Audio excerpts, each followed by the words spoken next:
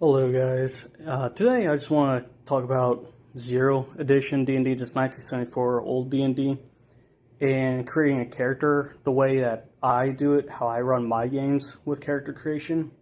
So if you're coming in from, say, 5th edition, it is no different how I have you create your character, basically, for rolling with stats.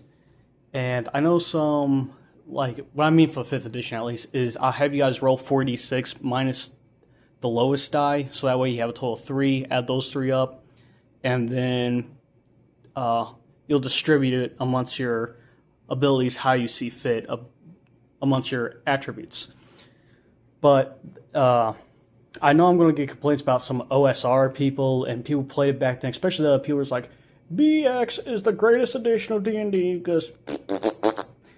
Anyways, and I just want to clarify on the rules, and this is the first printing of Dungeons & Dragons, because this art is actually a trace of a Marvel Comics Strange Adventures or Strange something.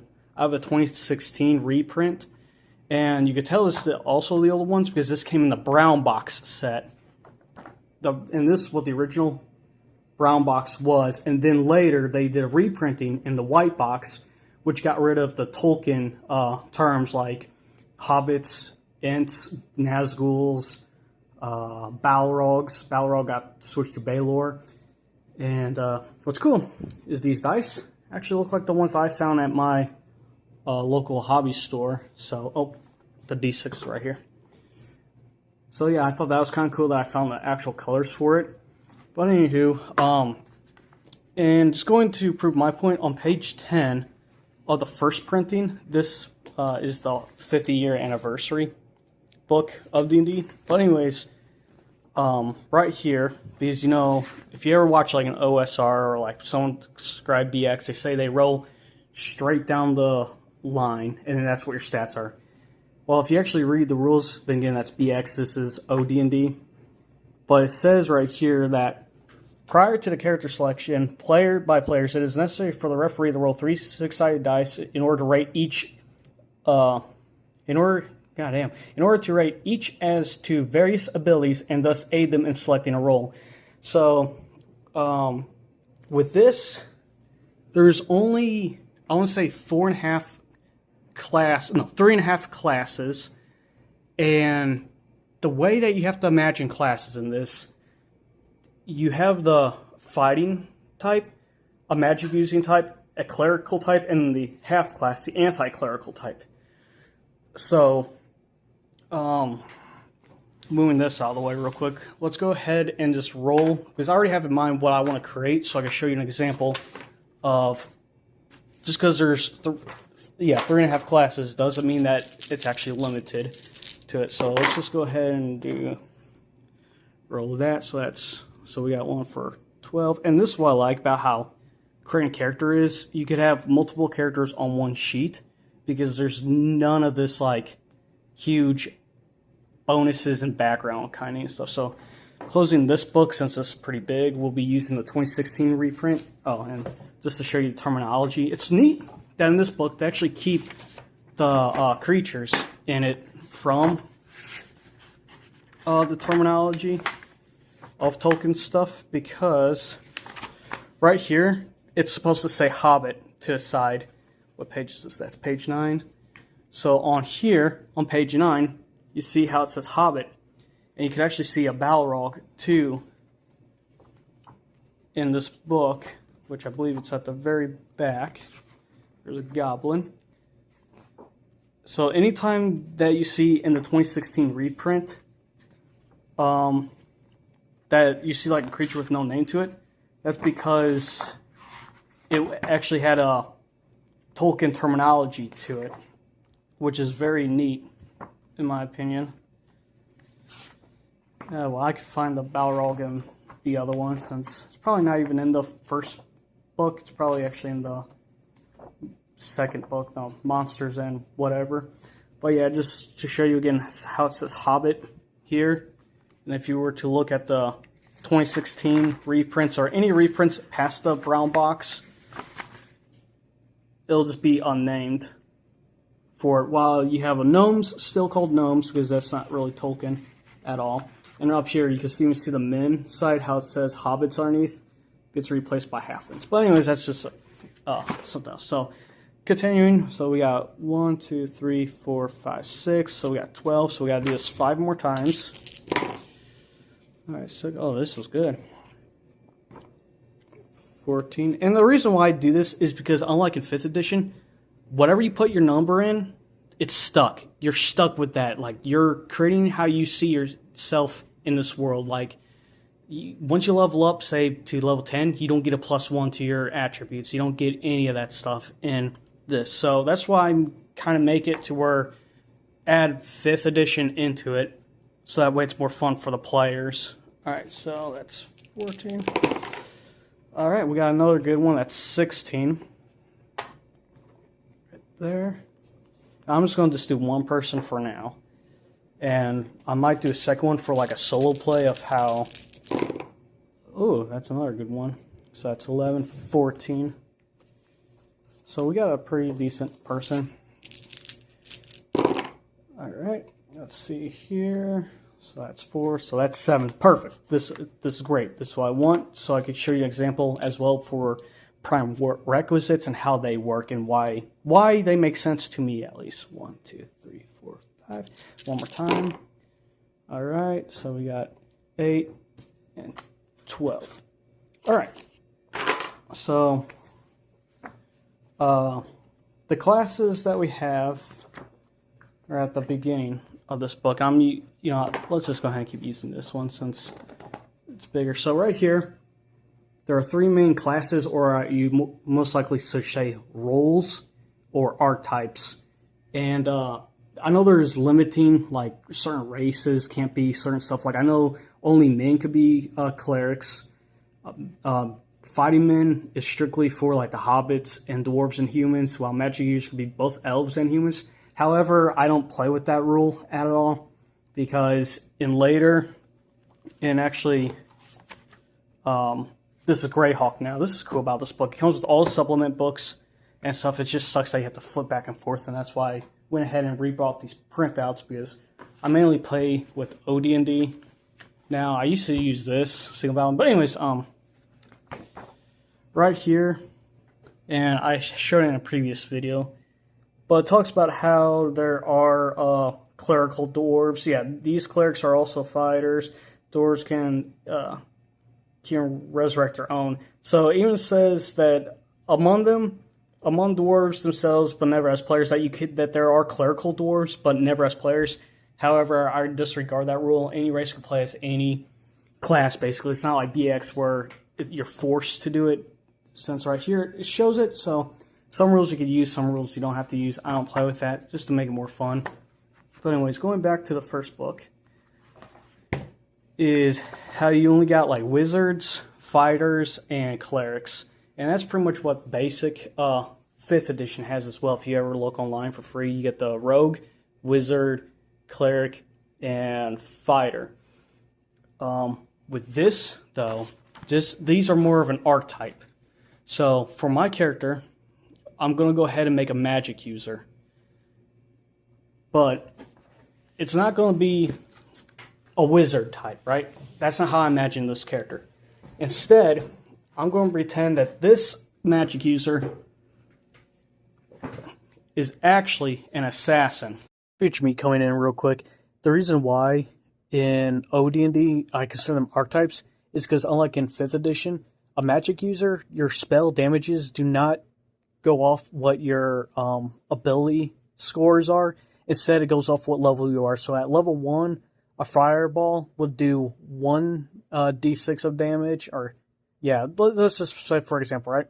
So, because unlike in 5th edition where it's like, oh, your fireball gets more damage because you add your intelligence plus your wisdom, and they have to the enemy has to make a DC save against your wisdom or intelligence. In original D&D, whatever the spell is, it pairs with your level. So say that you're level 5, it'll do, say, 1d6 of damage plus 5. You're level 7, it now does 1d6 plus 7 damage. You're now level 8, it now does 1d6 plus 8, for example, is how original D&D works with their magic, and you'll still cast it as that level of spell. So say it's a fireball, I believe it's a 3rd level spell. At the 3rd level, whenever you're like, say, level 6, let's pretend you get 5 3rd level spell slots. You can cast that fireball that is now doing 1d6 plus whatever level you are for it. So that is pretty neat. So, and that's how all spells work. They pair with your level and not with what your ability scores are for it. So that's why original D&D is more free-floating, free-forming for how you make a class and how you make a character. That's why you can interpret it. For me, my magic users are more assassins or spell swords or cell swords or whatever, basically. More battle mages than they are actual beard-stroking type of wizards. They're more than that, because my sleep spell, now that I'm level 10, I get to cast the sleep spell 6 times, and it puts asleep 16 level 1s, 8 level 2s, and then 4 level 4s and 1 level 5. I could cast that 10 times now. So I could put to sleep 10 level 5s now at being level 10, basically. So that is what's cool about OD&D as well, is how 1974 D&D is how your spells get stronger as you get stronger instead of them going based off your ability scores. Because per the rules of magic users, real quick, characters, we'll go page 6 real quick. Long story short, magic users only could use daggers. Magic users, right here. Wizards, unless fires protect. Okay, powerful characters hard to the top.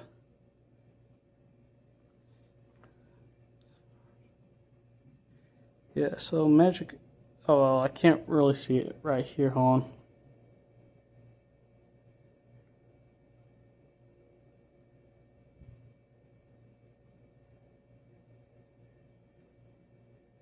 Okay, yeah, right here. Duh. I'm sorry. I'm retarded.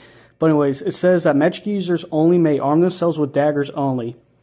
So you can't use any armor as well. Wizards above may manufacture their own use or for sale, such as items, potions, scrolls, anything about. But anyways, you only can have a dagger. So, even though I'm a magic user, for me, the way I'm picturing this character I have in my head is I'm an assassin that has magic. So, let's go ahead and there's also prime requisites that I want to get into as well real quick. So we already have our rolls down here. We got 12, 14, 16, 14, 7, 12. And we're going to use right here. Intelligence is the prime requisite for magic users. So what prime requisite does is,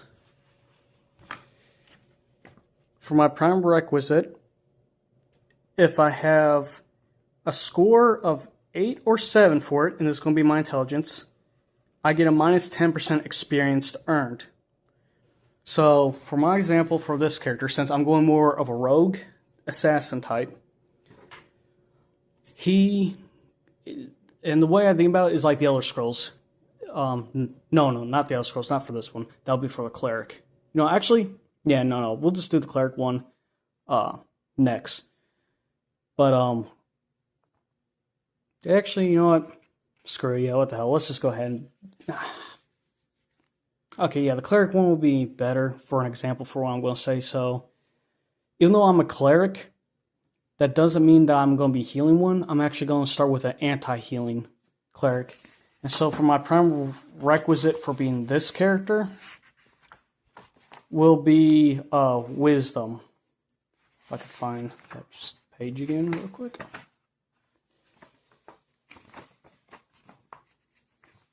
Yep, see right here, wisdom is a prime requisite for clerics. So I'm going to be a cleric, but I'm going to roleplay him as a... because even the rules say that clerics can't use bladed weapons. However, since I'm an anti-cleric, it doesn't really state that at all. And in original D&D stuff, everyone came up with their own terms, since the original book, the brown box edition, had some loose stuff. Like, they didn't tell you how much damage your stuff does. like what die to use for damage once you do roll a hit if you're using the alternative D20 system, not the chainmail system.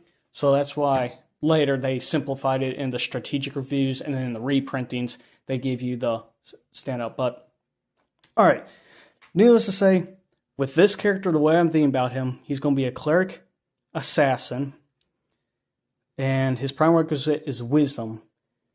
And the reason for that is because with clerics, they're more religious, so that's more of a spiritual wisdom side to it than like an alchemy intelligence side. So I'm going to go ahead and put 7 for my character's intelligence, or wisdom, I mean. And since it's at 7, from this page right here, prime requisite, 8 or 7, I get a minus 10% experience earned.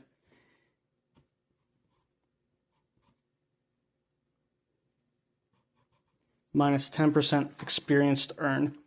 And the Grey Harp single volume edition is even better for if you want to look at like all the abilities, because it's right there for you. So minus 10%. And it makes sense in it because it's like going into a job trade that's not your profession at all. And so it takes you longer to learn. Or a better example would be Katara from Avatar: Last Airbender. Whenever she's teaching Aang how to use water bending, and he's instantly catching on to it. This is a pretty basic move, but it still took me months to perfect. So don't be frustrated if you don't get it right away. Just push and pull the water like this. The key is getting the wrist movement right. Like this? That's almost right. If you keep practicing, I'm sure eventually... Hey, I'm bending it already! Wow, I can't believe you got that so quickly. It took me 2 months to learn that move. Well, you had to figure it out all on your own. I'm lucky enough to have a great teacher. Thanks. So, what's next? This is a more difficult move. I call it streaming the water. It's harder than it looks, so don't be disappointed if...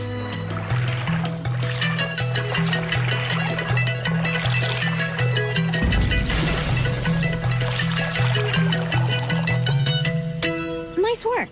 Though the over-the-head flare was unnecessary. Sorry. Well, don't stop now. Keep them coming. Well, I kind of know this one other move, but it's pretty hard. I haven't even totally figured it out yet. The idea is to create a big, powerful wave.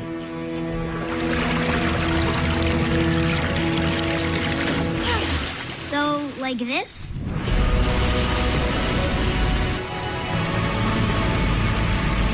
Even though that she is a cleric or a water tribe, right? She is naturally born to be a waterbender. She got that over her brother. She is slower at learning it than Aang, who is an airbender. And that's because maybe her strength is prime requisite is low, or whatever benders would use. I'll say benders are probably going to be, say, maybe a magic user. So maybe her magic using, her intelligence is 7, while Aang's, since he's able to pick it up pretty quick, is probably at 13 or 15 maybe, since he was instantly able to get it, while it took her 4 months, 3 or 4 months, to do a simple trick. So that's what our character is. He's an assassin, but it takes him a while to actually start using his abilities or comprehend how it actually works for it. So that's why I do like the prime requisite in it. It just slows down the character. It's like it takes him longer to catch it, just like how it took Katara 3 months to practice this bending, but it took Aang literally the day of to comprehend it. And since we're going to be an assassin anti-cleric, so let's just go ahead and write that down. This is just so the DM, me, knows what saving throws that you need to roll, since there is no saving throw modifiers like, oh, you're this class, so your saving throws are going to be based off your wisdom and constitution, add that together, plus your D20. No. It's whatever this book has and whatever your level is right here. So if you're a cleric, and we're going to make a level 5 character, this is going to be your saving throw on a D20 against death rays and all this kind of stuff. You see each class has different roles because they're specialized to different things. So this is something that the DM only knows, and it keeps the game more on edge. There's no like intelligence modifier to it. There's no wisdom modifier to your saving throws. There's none of that unless you find magical items. At least that's how I play it with the magic items, since they have their own saving throws. But anyways, going back to this, since we're going to be an assassin, we're going to put 16 to our dexterity, and add a 16 to our dex. Where is it? Oh no, that's that. Here it is. Dexterity. We get a +1 to hit with missile weapons. So that's like if you throw something, bows and arrows, or shooting a fireball, whatever. Our dexterity, we get a +1 to range. And on top of that, we're going to go ahead and choose to be a hobbit. Because hobbits already get, like, their ratio bonus is they pretty much get a +1 to shooting stuff. So they could shoot, like, a missile as far as, like, a stone right here. 15. So that's automatically a +1 at the furthest range. We already get a +1. So because we are going to be, say, race,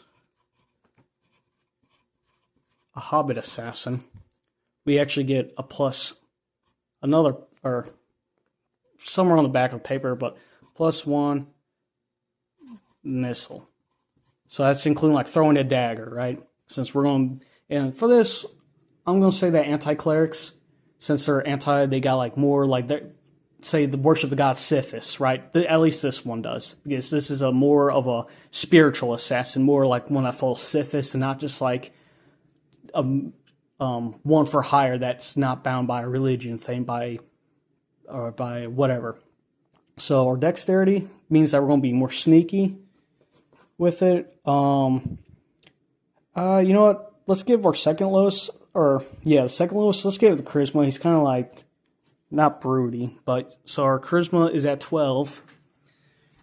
And with 12 charisma, we get 4 retainers that we could hire. 4 people to hire, and our loyalty base, so like say persuasion roll, we get a 0 modifier for it, or like, yeah, so we get a 0 modifier. So we get 4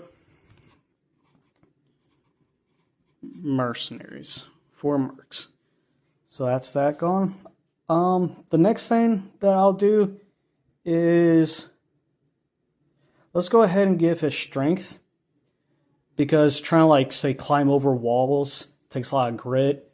So strength, this is just a prime requisite number. It gives no stats, unlike how Dex and this does. So your last 3 give you a bonus. The other ones just give you like a experience, like leveling up quicker bonus basically for it. However, the way I played, I take a certain number minus that number, and that's the D20 roll that they have to do for like give me a, say if you want to, no, not bash down, but say that you want to grapple the guy, and, or you want to pull the sword out of like a wall, right? I'll take this number minus the number I have in my head, which would equal the DC roll that you have to do. So let's say a flat number is going to be 20.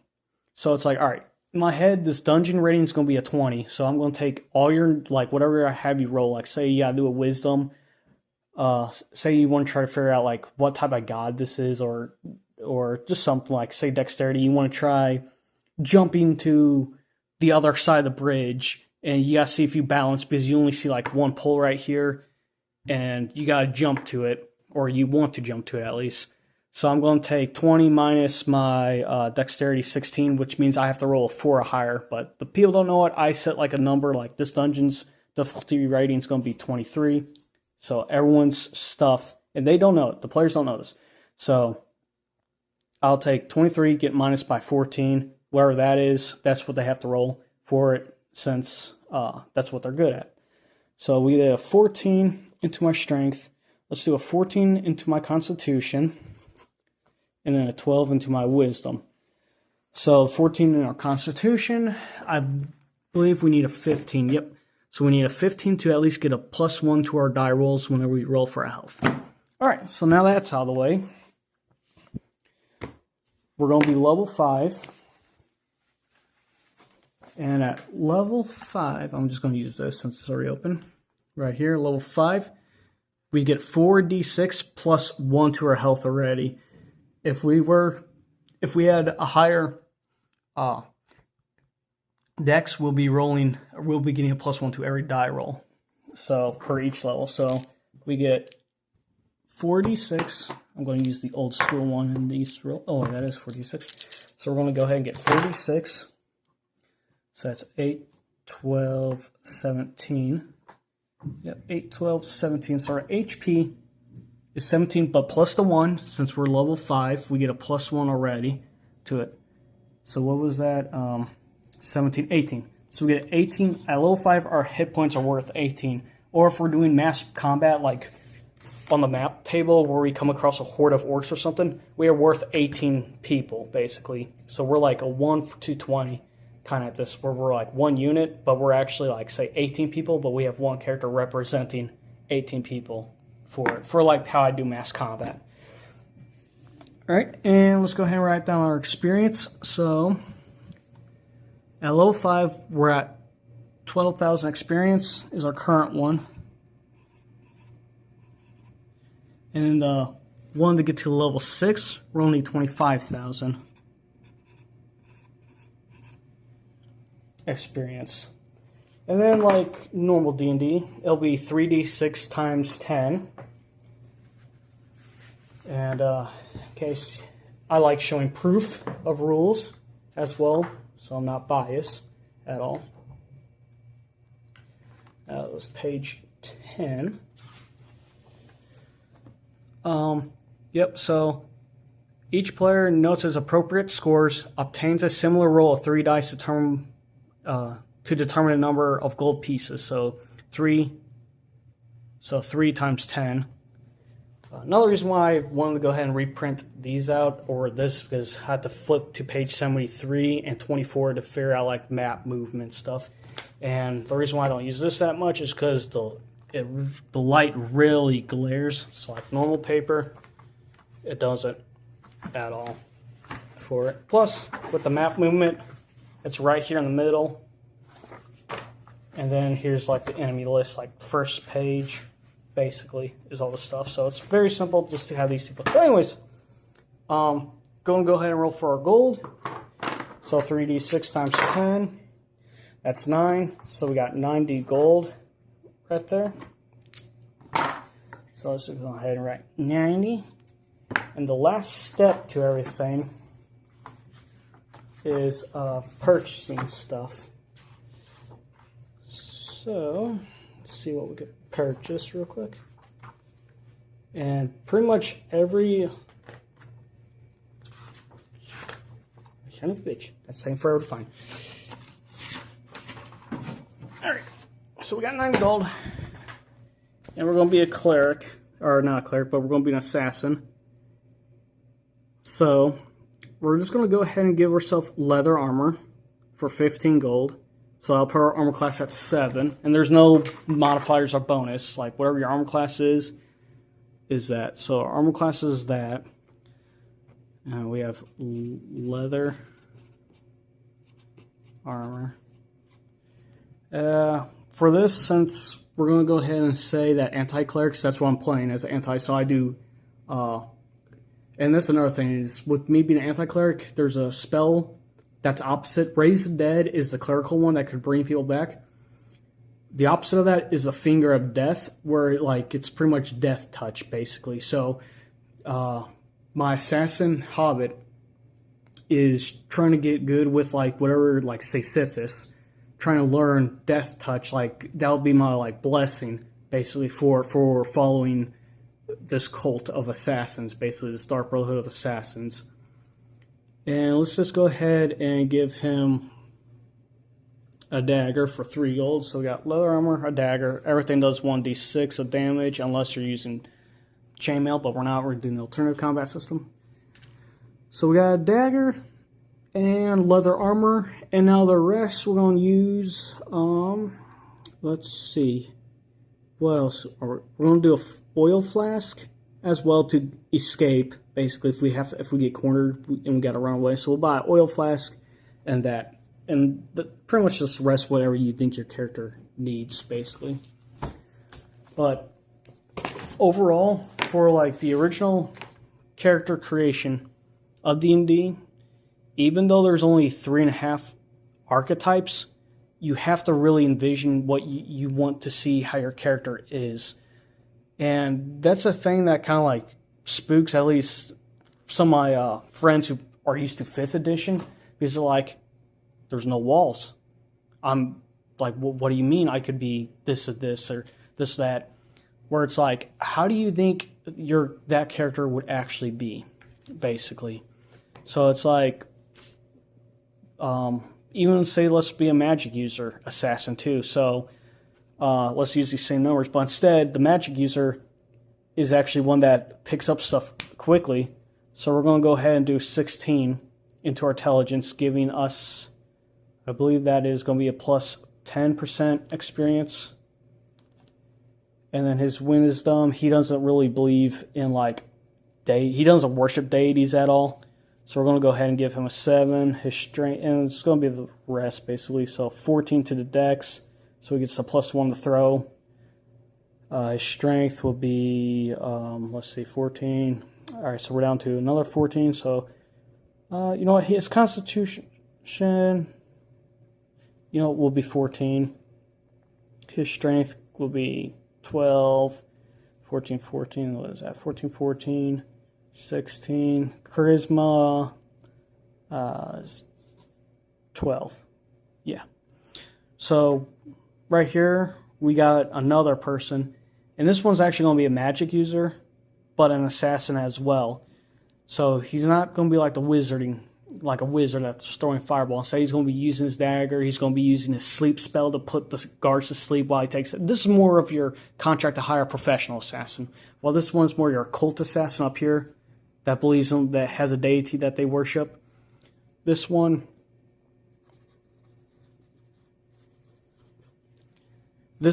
is like a assassin for hire, or maybe even a thief for hire, basically like Agent 47. So this one has a sleep spell that could put asleep, I think, 16 level 1s, 8 level 2s, 4 level 3s, and 1 level 5 enemies. I believe that's how a sleep spell works. It's a level 1 spell too. And so he uses the sleep spell to either get away or knock out guards, and only goes for the actual target. So that's how this magic user is going to be played. Or we can make a non-magic using assassin at all, where it's just a fighter. And let's say the fighter, he's not great at picking up his like skills at all. So we'll give his strength a 12. Yeah, a 12 gives me a plus 0 to experience bonuses. So I just get a flat number for it. So that's how we're gonna make this assassin. He's one that's in between. He could pick up stuff, but he doesn't pick up stuff as slow as our clerical cult assassin. But no, he picks up stuff quicker than our cult assassin, but not as quick as our magic using assassin for it. So if you want to make like a barbarian character, you can. If you want to make a barbarian magic using person, it's all in how you imagine your character. And that's why I give the players like the 4d6 minus the lowest die, is because this is you in it. This is a flat out you. This is flat. This is the bare bones how you want your character to be for it. And that's what I was thinking about all day today while I was at work. Is, from this video, I kind of want to make a magic using assassin. I want to make 2 of them. One's going to be for like the Dark Brotherhood, where they actually have a cult, like a god, basically Sithis. And then the other one's going to be like a 47 that has magical abilities, basically. That's more of a professional assassin. Like, you want that target dead and only that target, and no innocents killed. You're going to hire the magic using one. While if you want like a cultish type of stuff, just to send like a scare group or something, or whatever, like say a political assassination, just to scare like a whole group. It's like, oh, you got the Sithis Dark Brotherhood after you. You're bad juju. While this one's like,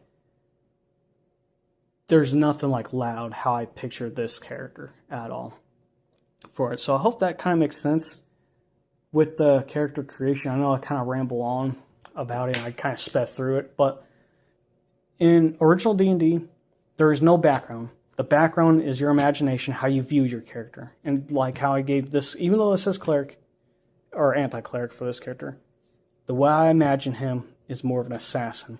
Same with this magic user.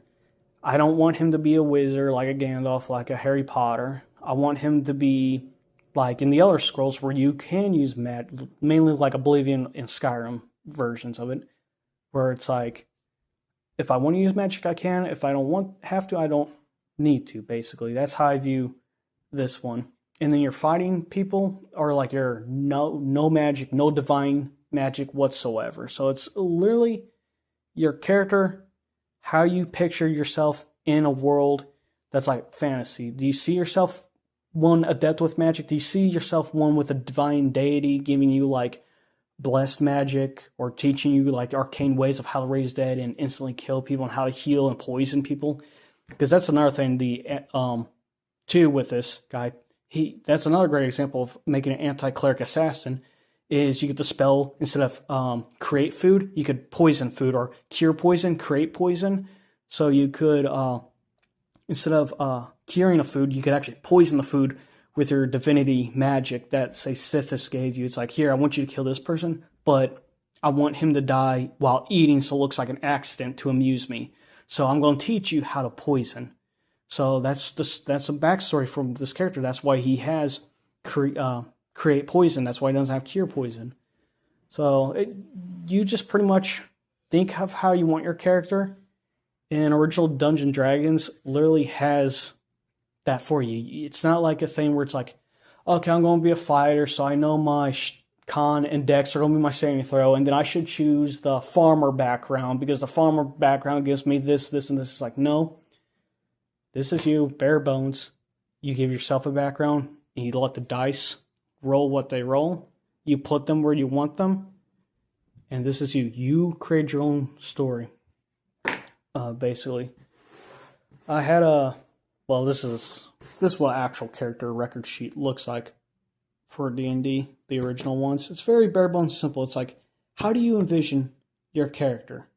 Well, why do you want to be a cleric? Is it because you are actually a cleric type, or are you more like a monk, since monks derived from the clerics, was a subclass from the clerics. So that's basically it for it. And forgot to mention, you know, that this is its 50th anniversary book.